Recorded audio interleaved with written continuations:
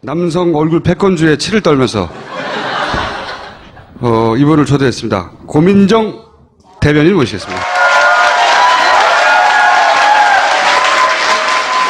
러브 스토리가 유명하잖아요. 시인 남편과. 지금 같이 와 있는데. 아, 그래요? 네. 그 오시죠, 같이. 아니, 제가 남편을 초대하려는 건 아니었는데. 예. 네, 반갑습니다. 아니, 원래 올 계획이 없었는데, 너무 이 방송을 보고 싶다고, 자기는 저 뒤에서 꼭 방청객 입장에서 보고 싶다 그래가지고. 제가 왔어요. 사진을 찾아봤거든요. 어, 인터넷에 있더라고요. 그래서. 저쪽 오른쪽은 김미화 선생님 닮은. 자, 제가 모신 이유는 몇 가지 이유가 있어요. 처음에 왜 멀쩡한 회사를 관두고 문재인 후보와 함께 한 거예요? 대통령과? 대통령 될 줄 알고? 저는 제가 다녔던 KBS라는 회사가 그렇게 좋은 곳이었다는 걸, 나가고 나서 한 2달쯤 지났는데, 파천교를 건너다 보면, 영등포 쪽에서 여의도 쪽으로 오다 보면 KBS 그 건물이 크게 보이더라고요. 그걸 보는 순간, 되게 큰 회사였구나. 내가 저길 왜 나왔을까. 순간 그런 생각이 들긴 했는데, 지금도 그렇고요. 그리고 처음 그때 마음을 먹었을 때도 그렇고, 추호의 흔들림이나 후회는 없었어요. 누구를 연상시키고 그러세요? 왜 제안을 받아들였어요? 제안을 받아들인 거예요? 아니면 본인이 자원한 거예요? 제안을 받았죠. 예, 뭐, 너무 좋은 회사였긴 했는데, 거기에 있는데도 매일매일이 너무 힘들더라고요. 약간, 심장이 없는 상태에서, 돈을 벌기 위해서 일하고 있는 느낌? 근데 제가 처음 아나운서가 됐을 때는 언론인이 되고 싶은 그런 욕심도 있었는데, 과연 나는 그러한 언론인의 모습으로 살아가고 있나, 그리고 내 손에 쥐어진 마이크는 그런 역할을 해내고 있나라는 생각이 진짜 9년 내내 들더라고요. 그래서, 늘 갈증이 있었는데, 그 순간에 당시 문재인 대표님께서 손을 내밀어 주셨고, 근데도 결정을 바로 못했어요. 왜냐하면 이 회사에서 받는 월급으로 저희가 생활을 해야 되기 때문에 제가 경제 생활을 하니까 네. 옆에도 앉혀놓고 미안하네. 들어가실래요? 이미 연애할 때부터 저는 마음을 먹었거든요. 남편의 꿈이 시인이고 내가 꿈이 아나운서면 둘 다 꿈을 이루면서 살자. 근데 다행히 아나운서는 돈이 되고 시인은 돈이 안 되네. 그러면은 아나운서 돈으로 살면 되지 뭐. 거기에 맞춰서 살지 뭐. 그 생각이었기 때문에 결혼 잘했죠? 자, 그러면 남편 버전 들어보겠습니다. 저는 그 덕분에 제가 젊었을 때, 어렸을 때 청춘 시절에 꿈이 2개가 있었습니다. 내가 평생 시를 쓰며 살겠다. 그게 첫 번째 꿈이었고, 내가 죽기 전에 멋진 사랑은 내가 한번 해봐야 되겠다. 이게 2번째 꿈이었습니다. 근데 어느 날 갑자기 한 사람이 나타나면서 이 2개 꿈이 다 이루어지는 역사가 이루어졌습니다. 듣고 싶지 않고요.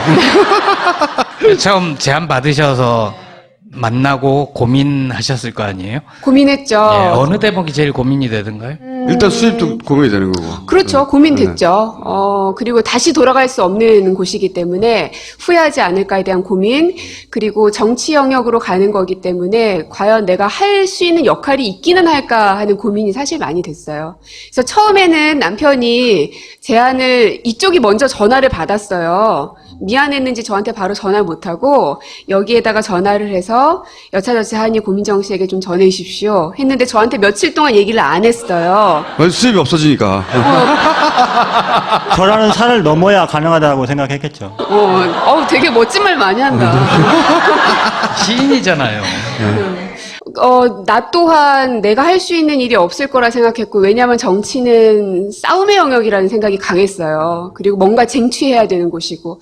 근데 나는 그러한 캐릭터도 아니고 그러한 일을 해보지 않았는데 나를 왜 부를까? 내가 필요하기는 할까? 하던 고민을 하던 찰나에 오히려 그때 남편이 얘기하더라고요. 왜 그런 고정관념을 갖느냐? 정치라는 영역이 꼭 그렇게 싸움만 있는 것은 아니다. 정치로 인해서 사람을 위로해 주는 것도 필요하고 행복을 주는 것도 필요하지 않겠는가. 당신은 늘 방송을 하면서 사람들에게 위로와 희망을 줄 수 있는 사람이 되고자 했으니 그걸 그대로 그 안에서 한다면 오히려 새로운 영역의 무언가가 만들어질 수도 있지 않느냐라고 얘기를 하더라고요. 근데 저는 그때 저한테 연락하신 분이 탁현민이요? 네. 교수의 자질에는 한참 부족하죠. 네. 책을 쓰면 나무가 불쌍하고.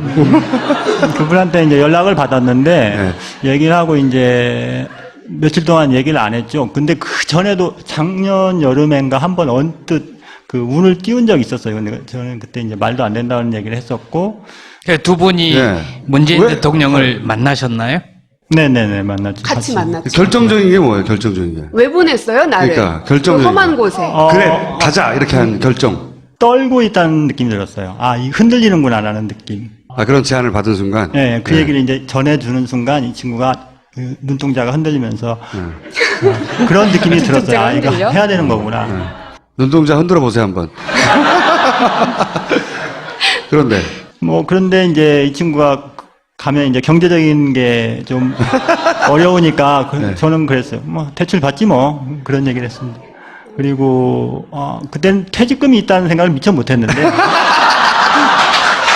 퇴직금이라는 좋은 제도가. 근데 그마저도 중간 정산을 한번 해가지고 얼마 안 되더라고요.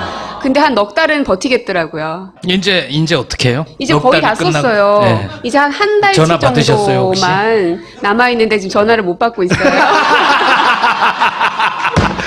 이게 최종적인 결정은 어떻게 된 거예요, 그러니까? 그래, 하자. 이 결정이 어떻게 난 거예요? 그래 하자 이거는 문재인 당시 이제 대표님을 만나고 나서였죠. 왜? 만나기 전까지는 내가 그 영역을 할 수 있을까?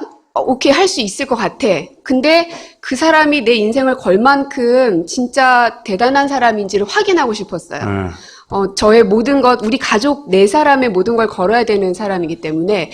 근데 딱 만났는데요. 만나고 진짜 몇 분 얘기 안 하고 홀딱 반해버린 거죠. 얼굴에 또 넘어갔구만.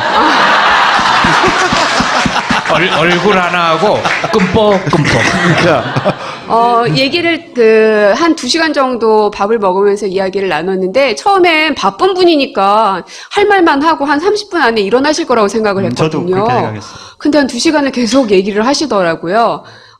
그때 참 고마웠고, 그리고 자리 약속을 안 하시더라고요. 내가 당신이 나의 손을 잡아주면 어떤 자리를 주겠다. 거기에 많이 당했어요, 사람들이. 거기에 또 감동을 하게 되더라고요. 자리를 안 줘서. 만약에 자리를 저에게 약속을 했더라면 되게 실망했을 것 같아요. 저는 시인을 선택한 여자잖아요. 그러니까 그만큼 돈이라는 것과 거리가 먼 사람이죠. 돈은 안 밝혀도 명예와 권력을 밝힐 수는 있잖아요. 권력은 아니고 명예. 얼굴을 밝힐 수도 있죠, 얼굴. 얼굴, 그렇죠. 저는, 부인을 못하겠네. 그러니까 남편분을 그러면 당시 문재인 후보의 어떤 말이 넘어간 거예요? 같이 넘어간 거 아니에요, 지금? 대부분의 그 정치인들은 약간 드센 기와 어떤 권위와 이런 것들이 많이, 느낄 수 있는데 그분은 전혀 그렇지 않으셨어요. 그래서 그게 참 좋았고. 진짜 존경할 만한 어른이라는 생각이 참 많이 들더라고요. 정치인을 떠나서 대통령을 떠나서 이런 사람이 대한민국에 있다니 그리고 이런 사람을 내가 만날 수 있다니 그것만으로도 참 흥분됐던 순간이었던 것 같아요. 오늘 계속 TV조선 분위기로 갑시다. 혹시 안철수 후보가 이렇게 치고 올라오고 양강구도가 되는 그 언저리에는 어떤 심정 혹은 뭐 후보의 변화 혹은 뭐 그런 걸 읽을 수 있었어요? 그때가 딱 경선 끝나자마자였거든요. 저뿐 아니라 이제 캠프에 있는 많은 사람들이 당황했잖아. 되게 조바심 냈었어요. 그렇죠. 그러면서 나중에서야 어떤 어른이 그러더라고요. 고민정 씨 그때 엄청 긴장했지? 그래서 어떻게 알았어요? 그랬더니 평상시에는 SNS에 하루에 하나 올릴까 말까 하더니 그날은 막 10대 개씩 계속 올리더라는 거예요.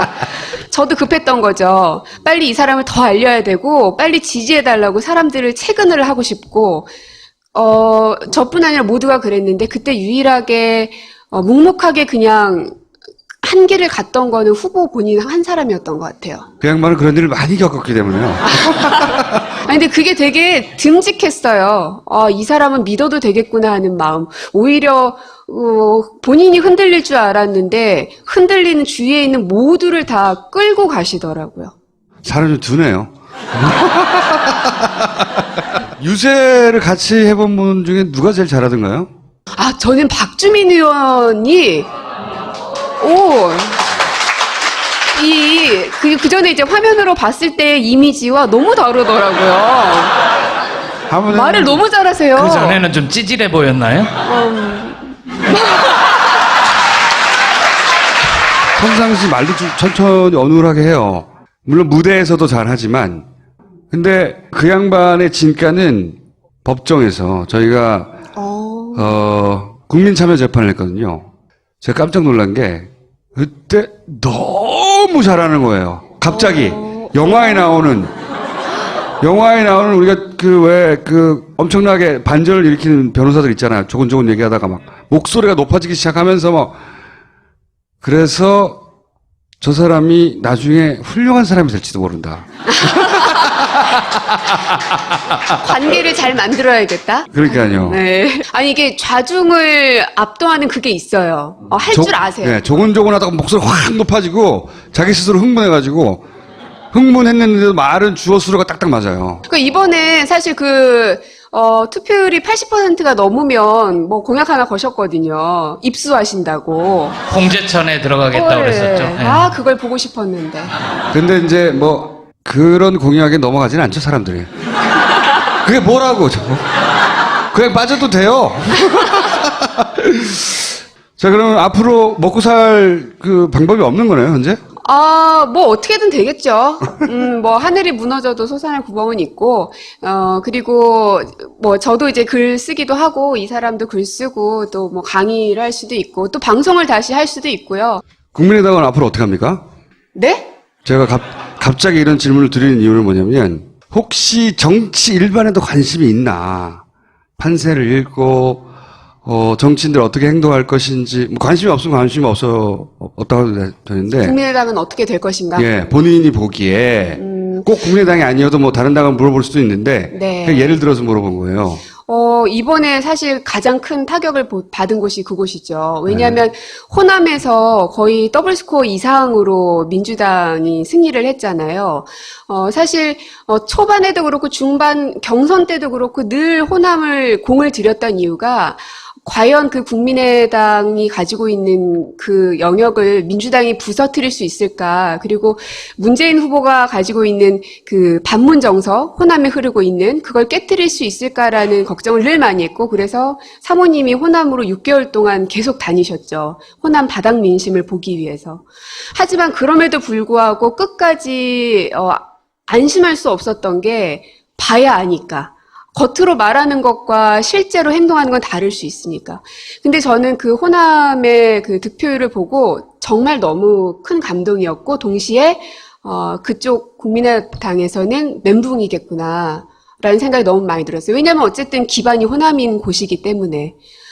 그리고 더불어서 이번 대선이 물론 이제 과반이 넘기를 바랬던 마음은 저가 참 강했습니다. 그리고 많은 지지자분들이 그렇게 생각하고 계시지만 저는 이 41% 넘었다는 것만으로도 굉장히 큰 성과라고 보는 게 다자구도였잖아요.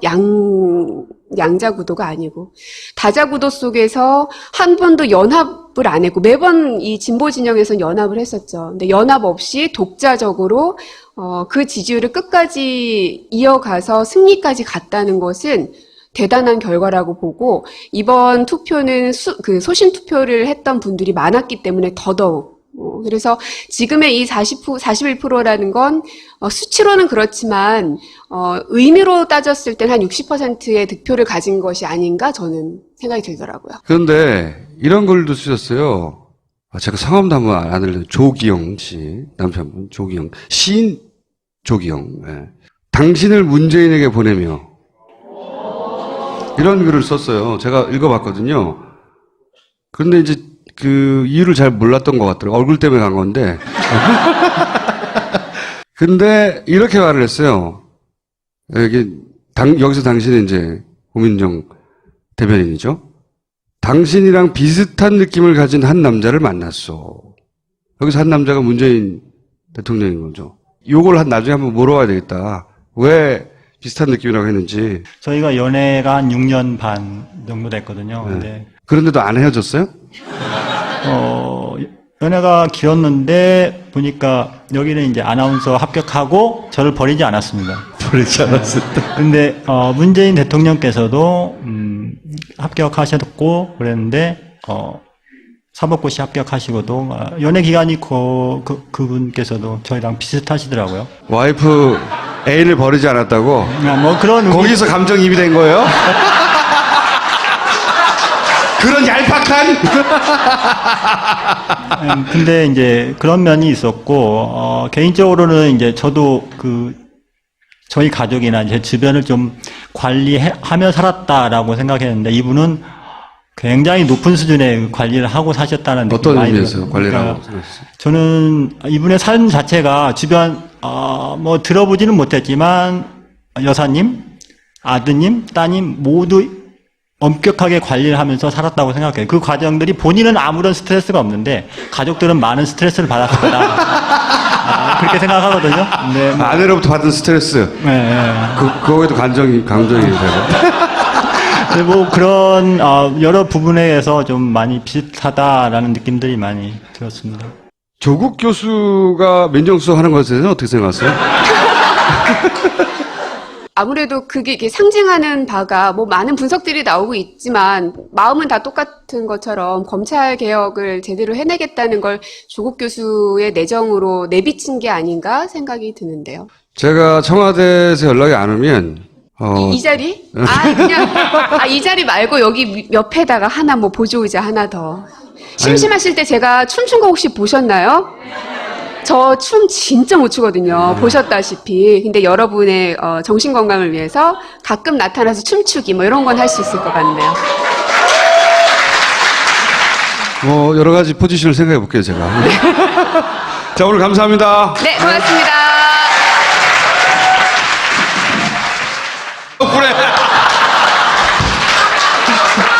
덕분에 제가 젊었을 때, 어렸을 때, 청춘 시절에 꿈이 2개가 있었습니다. 내가 평생 시를 쓰며 살겠다. 그게 첫 번째 꿈이었고, 내가, 죽기 전에 멋진 사랑은 내가 한번 해봐야 되겠다. 이게 2번째 꿈이었습니다. 근데 어느 날 갑자기 한 사람이 나타나면서 이 2개 꿈이 다 이루어지는 역사가 이루어졌습니다. 듣고 싶지 않고요.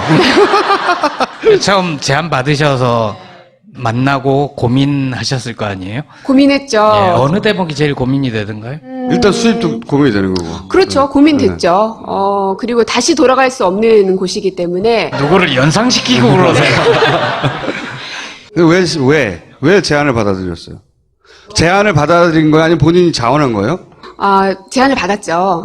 예, 뭐 너무 좋은 회사였긴 했는데 거기에 있는데도 매일매일이 너무 힘들더라고요.